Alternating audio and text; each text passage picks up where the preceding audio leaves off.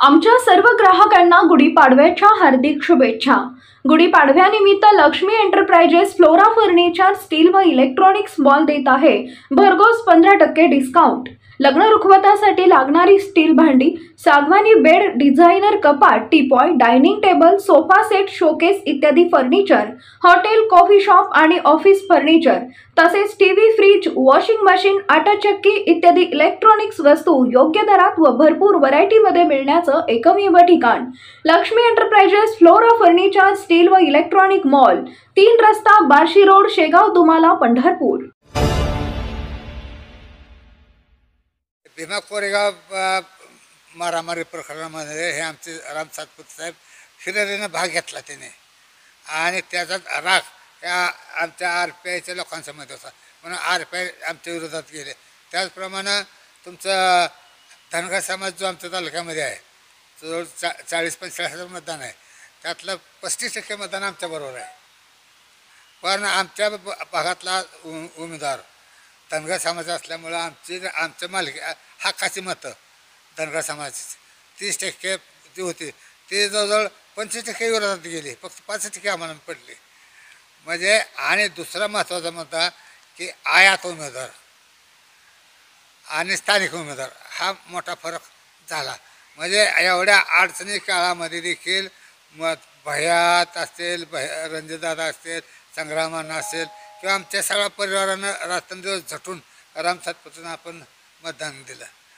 म्हणजे खासदारकी, आमदारकी आणि आत्तापर्यंत ह्या 25-40 वर्षाच्या इतिहासामध्ये BJPला जिल्हा परिषदेचं अध्यक्षपद कधी मिळालं नाही।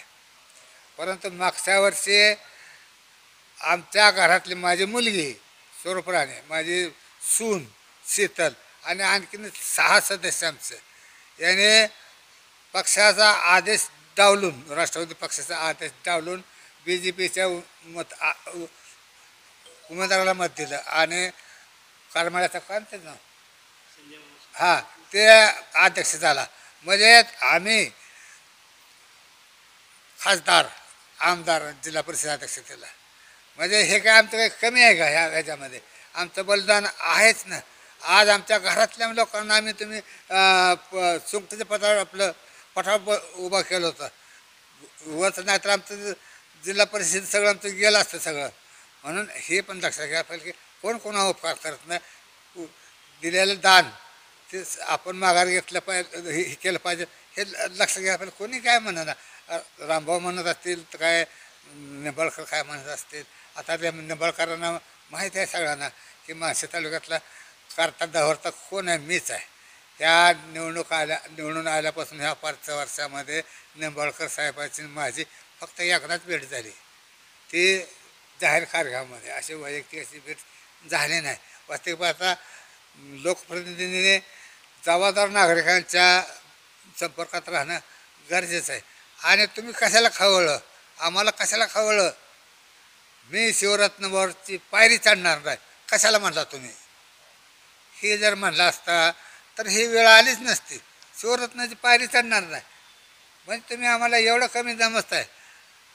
आज तुम्हाला निश्चितपणे फडणवीस साहेबांचा आम्ही आभार मानतो, त्यांनी रणजितदादाला चांगली मदत केलेली आहे। आज तुम्ही कारखान्याला मदत केली म्हणता सगळे, बघ आमच्या एकटा कारखान्याला मदत केली का? नाही, महाराष्ट्रामध्ये 17 कारखान्याला मदत केली। आमच्या शेजारी निराबेमा कारखाना आहे, त्या कारखान्याला तुम्ही मदत केली, आणखी सगळ्या कारखान्याला मदत केली, आधारी कारखान्याला मदत केली। म्हणजे आमच्या एकट्याला कारखान्याला मदत केली असं नाही, सगळ्या कारखान्याला तुम्ही मदत केली। निश्चितपणे आम्हाला आमच्या फडणवीस साहेबांचं आम्ही धन्यवाद देतो। आमचा एक उमेदवार। ताज्या घडामोडी जाणून घेण्यासाठी शिवशाही न्यूज यूट्यूब चॅनलला सबस्क्राईब करा। आपण हा व्हिडिओ फेसबुकवर पाहत असाल तर फेसबुक पेज फॉलो करा आणि शिवशाही न्यूज.com या आपल्या वेबसाईटलाही भेट द्या।